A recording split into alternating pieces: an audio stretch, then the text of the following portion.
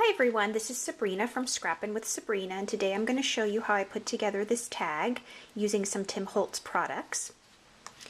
The two Tim Holtz dies that I've used are actually Sizzix dies. This one is called the Sewing Room, so it has the dress form, the spool of thread, and the button. And this one that I'm using is actually a tag and book plate set. So it has this large tag and two different book plates that you can use to actually on the tag, or you can use it for other things as well.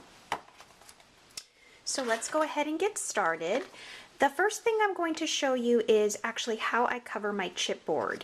This is my preferred method of covering chipboard because I think it really seals the edges really well, and then you actually run the covered chipboard through your machine with your Sizzix dies, and that way it allows a really nice, clean, crisp cut with your paper already on it. So I've already gone ahead and done one side, so I'm going to show you just how I do the other side, just very simple.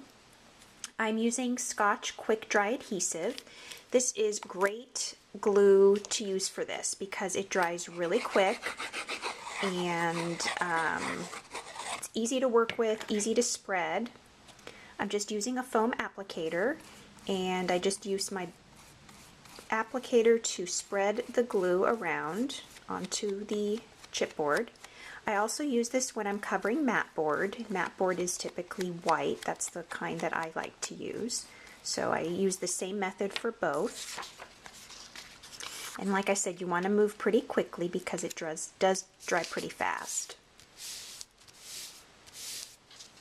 So I tend to do kind of like one part of the piece depending how big my piece is. I may break it down into a few different steps for gluing, but this one looks like I can just do it in 2 steps here. And these foam applicators are great. I find that if I just rinse it off right after I use it, I have no problem, and I can just reuse it for next time. So again, I like this method because I can make sure that I get, all my glue down where I need to get it. You can also cut out your paper or cardstock, whatever you're using, and your chipboard separately, and then glue your paper onto the chipboard. But again, then you have to be really careful to make sure that all of your edges are adhered well, and I'm kind of very particular about that. I want to make sure that everything is glued down well.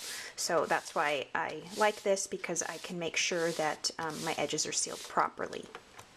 Okay, so now I am going to get my Epic 6 machine. This is my Quick Cuts machine, and I hope you can see that. Excuse the noise of the camera, I just want to position it so you can see it properly. Okay, and then I'm going to get the die. So this is the tag and the book plates die. This little piece inside is a magnet, and it stays in there so that when I go ahead and cut the chipboard, it's not going to sink into the actual die itself. So this gives it a little bit of leverage. And I have a clear plastic piece on the bottom. Then I'm going to take my covered paper, my covered chipboard with my patterned paper, and I'm going to place that on there and really make sure that I have covered the parts that are going to cut.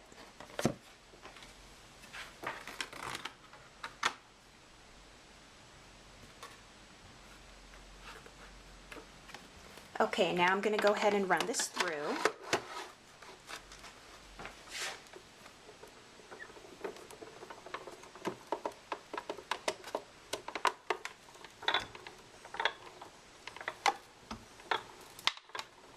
You hear lots of creaking as the plastic runs through the machine, but that's normal.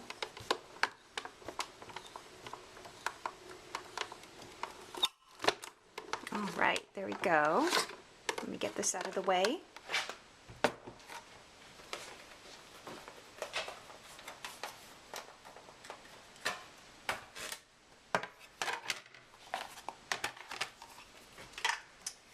So this is what it looks like after I just ran it through the Quick Cuts Epic 6.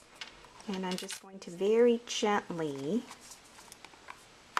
pop it out.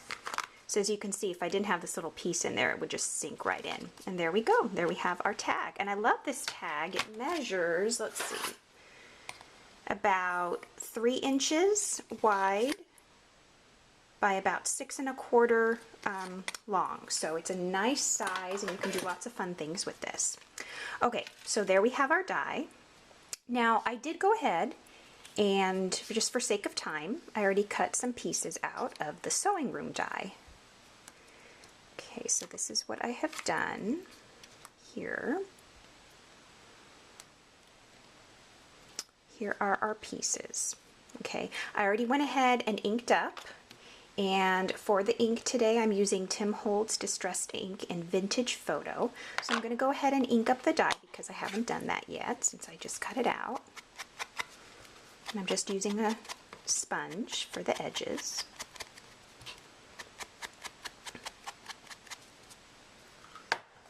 And the paper that I am using today, there's a few different types of paper. Melissa Francis is one of them, and I love Melissa Francis because she just does the vintage and shabby chic so well. And I'm also using some paper tray ink, craft cardstock. And then this pattern paper is from Hot Off the Press, and it's called Tan Swirly Flowers. So I've had it for a while. It's in my paper stash, and I thought it went really well with the Melissa Francis paper. So I'm going to do both sides on this one because you're going to see the back as well.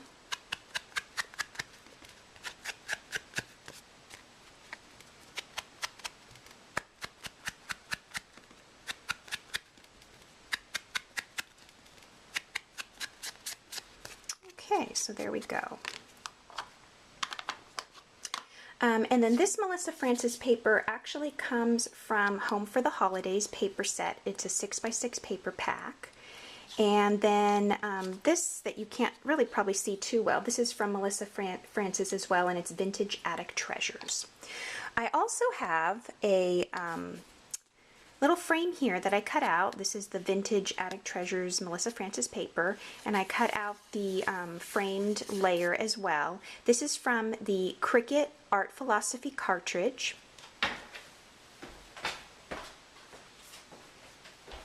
And I have my book here so I can show you what page this is on. So it's on page 55, and it's this frame right here. So you cut out rectangle 7, and then you hit your layer key, and you hit the same rectangle 7, but with your layer key on to cut this outside frame. And I cut this at 2.5 because it measures 2.5 this way. At first I thought it was 2.5 this way, so I made this really big cut. So I went ahead and adjusted it, and it fits really well onto the tag.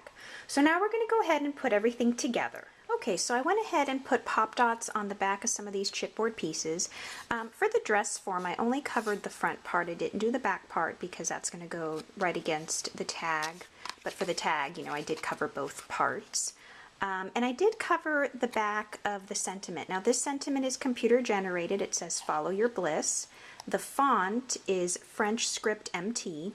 And I did go ahead and cover the back side because part of this edge is going to show off the edge of the tag, so I wanted that to look nice on the back.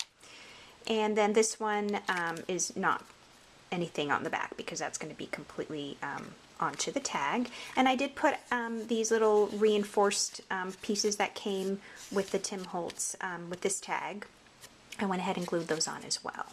So let's go ahead and start putting together. The first thing we're going to do actually is put this frame down, and I'm just going to use my Scotch adhesive for that. And we'll position this about right here. This is curled up a little bit just from the glue, but it will flatten back out, so I'm not worried about that. For the dress form, I have this sweet ribbon. I just love this ribbon. It's sheer. I got it at Carolina and Company in Santa Rosa. I live in California, Santa Rosa, California. I'm about an hour north of San Francisco. And there's a great little downtown area where Helene's Framing and Scrapbooking is also located. That's my favorite local scrapbook store and the last one left here in town. I do have some information on my blog about Helene's. And Carolina and Company is right next door, and she does great gift items and embroidery, and she has some fantastic ribbon too. And Helene's has ribbon too. Carolina and Company does as well. So that's where I got this ribbon. So that just wraps around her little waist, and I'm going to put one more pop dot. Kind of put a lot of pop dots on this just because it's a tag, and I just really want to make sure everything stays down. So next we'll put her down, and she's going to go about right there. And she's just off the edge a bit, but I'm not worried about that. That's going to be fine. And the next thing is our little spool of thread. I think this is so cute. I used some paper tray ink twine, and what I did is I just went ahead and wrapped it. I tied a knot and then wrapped it around a bunch of times. And what we're going to do is position this. Now I did wrap the back side of this. This is with the paper tray ink craft cardstock. So we're going to put the spool right there. And our little ribbon, I decided to use the same pattern paper as the dress form. And whoops, you know what I forgot to do is we need to put some thread inside here. So let me go ahead and do that, and I will be right back. Okay, so let's go ahead and put our button right here. And next I have these two pearl-headed pins. They're from Dritz. I got them at Joann's, just in the sewing section. And I'm going to insert each of the pins into the twine here. Kind of crisscross them a little bit, and then I'm going to wrap the twine around the bottom of one of the pins, and then I have this glue dot that I'm actually just going to put right under the button and just kind of push that up there. Push that piece right up under there, and it'll catch that glue dot and stay put, because those glue dots really stick well. So there we go. So isn't that cute? Gives it lots of texture. And then I'm going to take the sentiment, the frame, and this is I'm making this a little bit different than the other tag, but I decided to do pearls because my theme is pearls. So I decided to go ahead and just do pearls for this. And so I think I'm just going to put this right. I think I'm going to overlap this a little bit.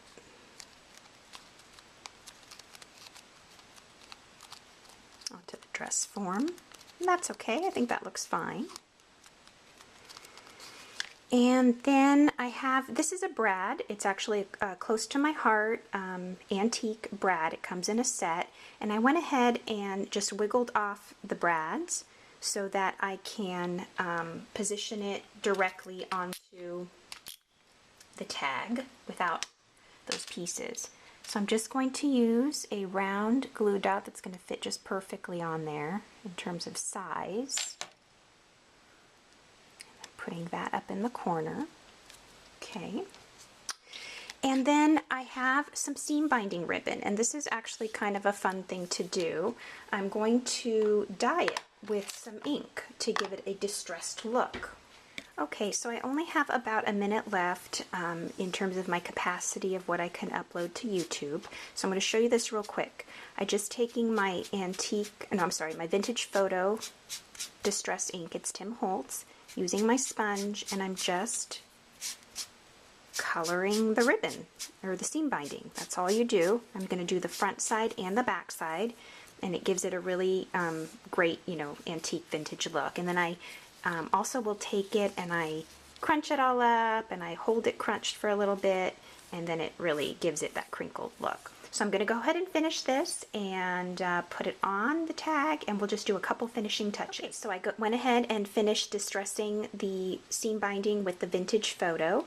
I added some Viva Decor Pearl Pen in Ice White. So I added a few up here at the top, a couple, actually 3 down here at the bottom of the dress form, and a few down here at the bottom.